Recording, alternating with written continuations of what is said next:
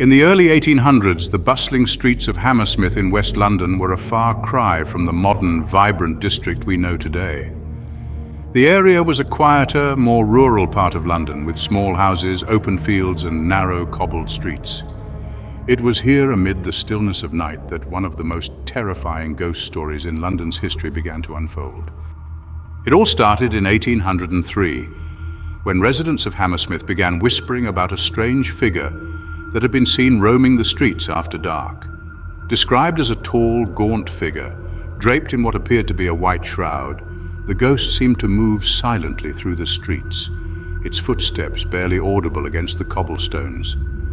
It was said to linger near the Hammersmith churchyard, casting an unnatural shadow over the area, and was particularly spotted on foggy nights when the moonlight barely pierced the thick mist.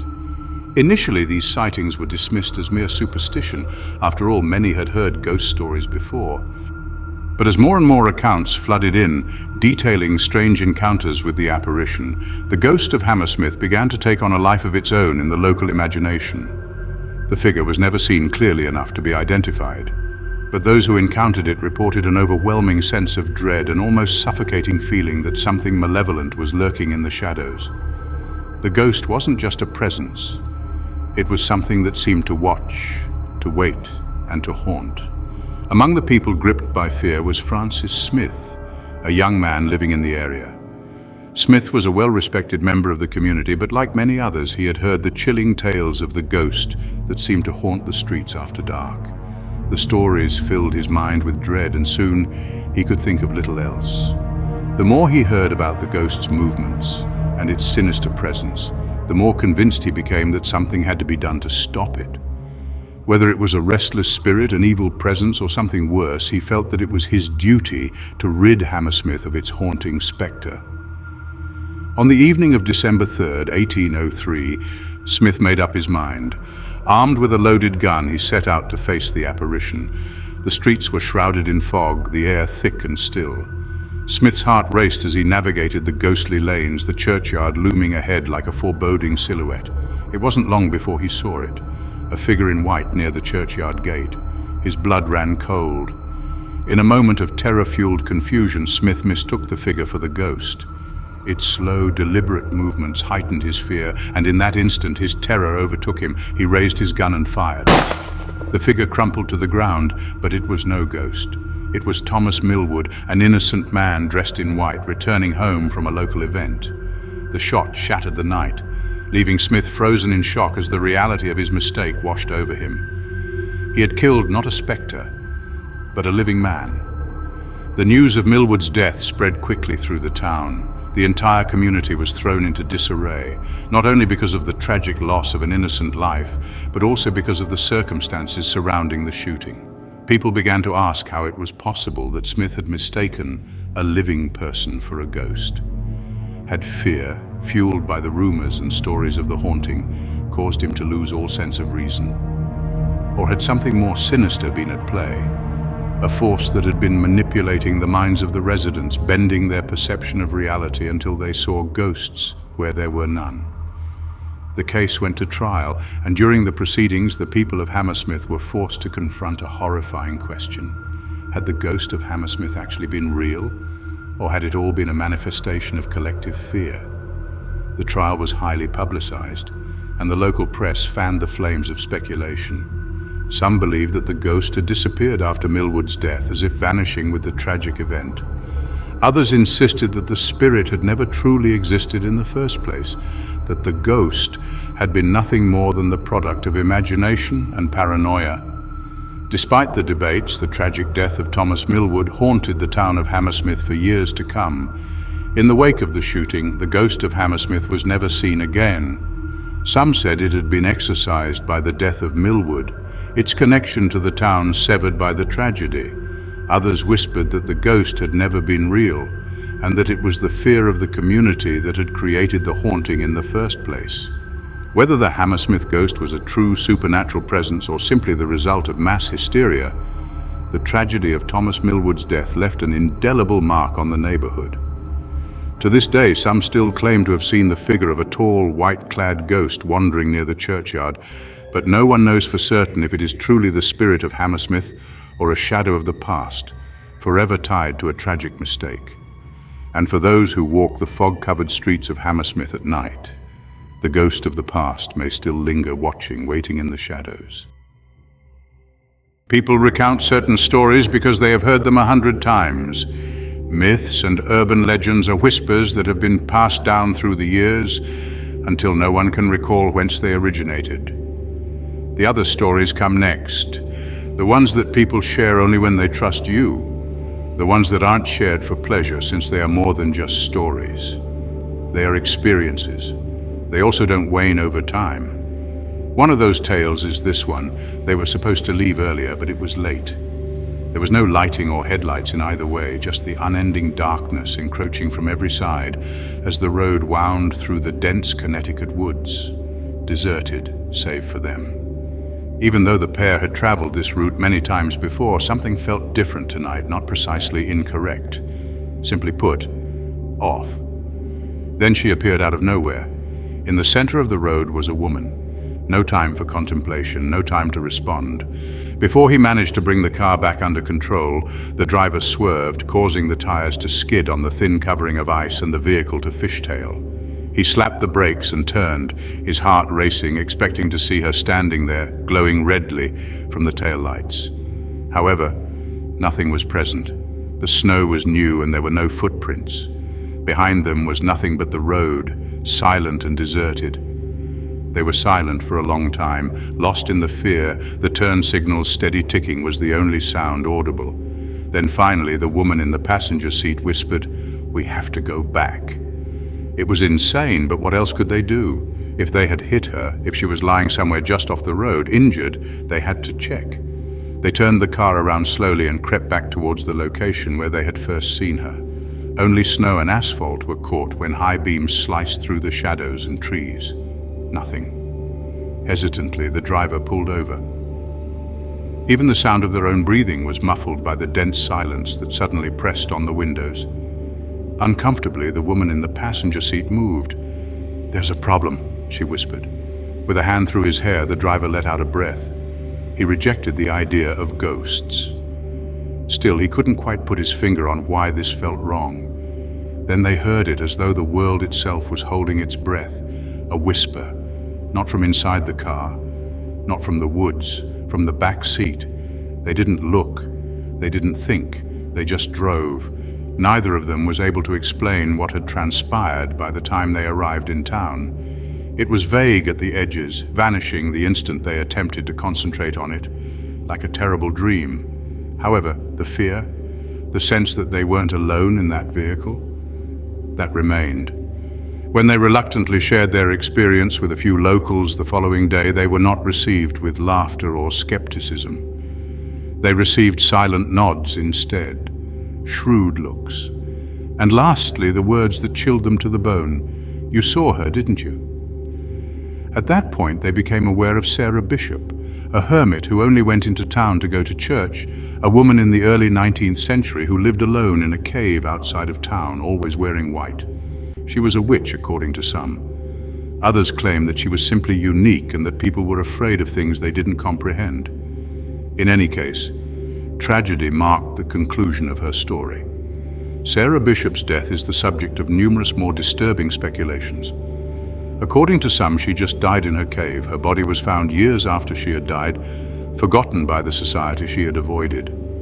Others rumor of a more sinister destiny that terrified villagers, believing her to be a witch, took her from her isolated haven and hanged her.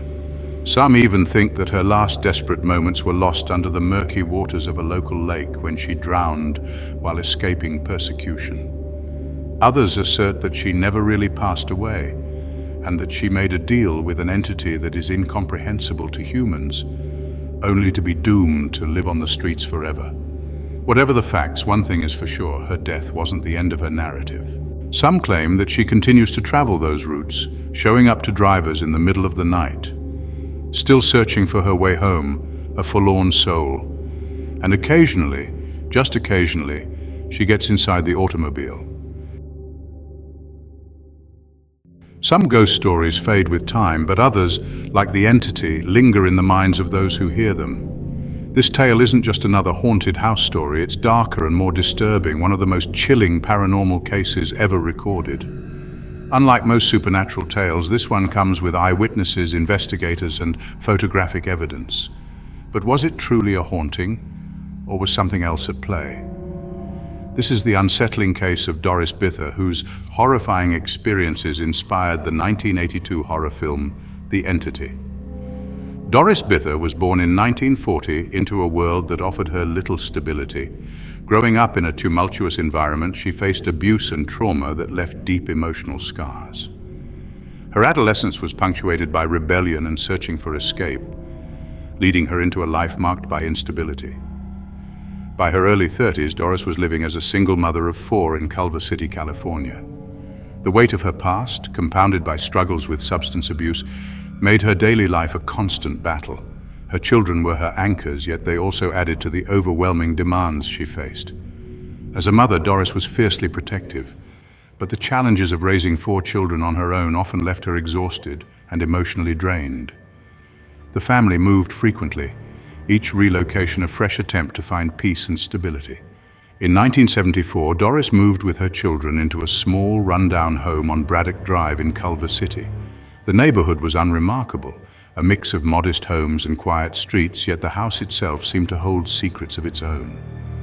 With creaking floors and shadows that seemed to linger longer than they should, the house exuded an unsettling presence.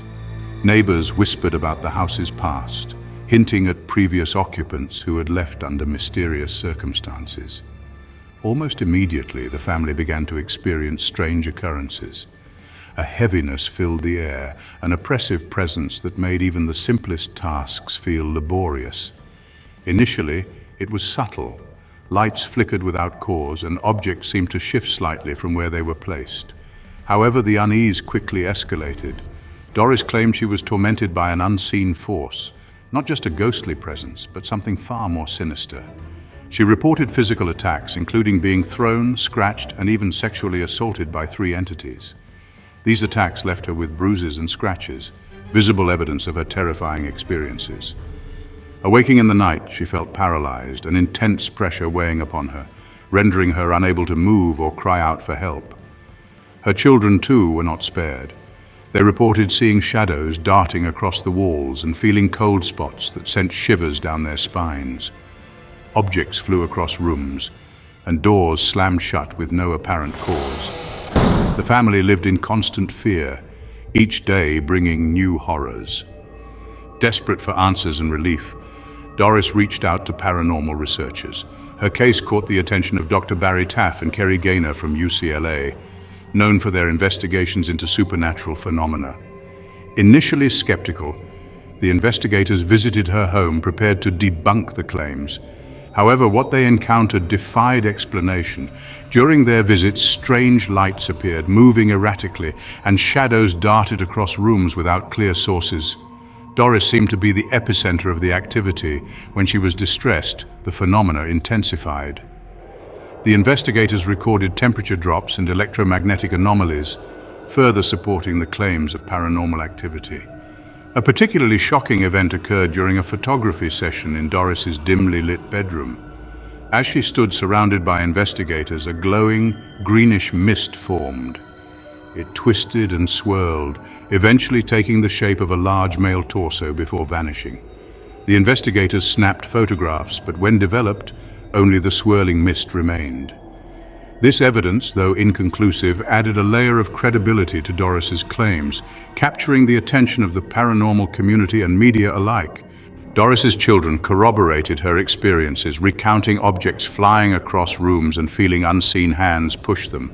Her eldest son, Brian, described an attempt to intervene during an attack on his mother, only to be thrown across the room by an invisible force.